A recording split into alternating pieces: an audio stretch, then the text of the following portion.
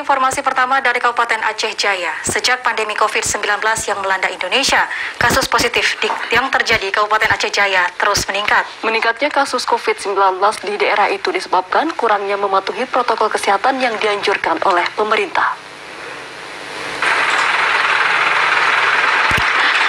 Kasus COVID-19 yang terjadi di Kabupaten Aceh Jaya hingga kini terus terjadi peningkatan. Dinas Kesehatan setempat mencatat untuk kasus yang terkonfirmasi positif COVID-19 saat ini sudah 305 orang.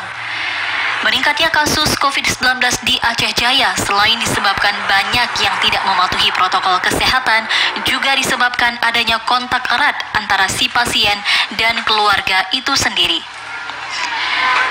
Dari jumlah warga yang terkonfirmasi COVID-19 tersebut yang sedang dipantau ada 39 orang. Warga yang sembuh sebanyak 270 orang, sedangkan yang meninggal dunia mencapai 19 orang. Sehingga atas terjadi peningkatan kasus terkonfirmasi positif COVID-19 saat ini Aceh Jaya masih dalam zona orange yang sebelumnya Aceh Jaya di zona kuning. Atas meningkatnya warga lansia yang terkonfirmasi positif hingga berujung kematian, Dinas Kesehatan Aceh Jaya mengharapkan adanya peran penting dari keluarga untuk membawa lansia ke fasilitas kesehatan untuk dilakukan vaksinasi agar kasus kematian lansia menurun.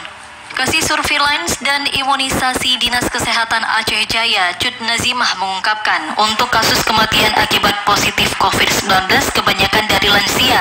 Hal tersebut dikarenakan lansia merupakan kelompok usia yang rentan tertular virus COVID-19. Apalagi sistem imun yang telah melemah pada lansia ditambah juga dengan riwayat penyakit kronis yang dideritanya. Yang meninggal itu rata-rata umur lansia.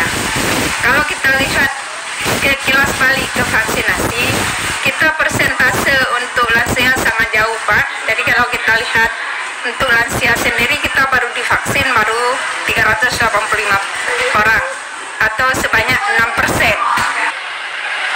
Hingga saat ini jumlah warga lansia yang melakukan vaksinasi masih jauh dari harapan dan diperkirakan baru 385 orang yang divaksin atau sebanyak 6% dari jumlah lansia keseluruhan.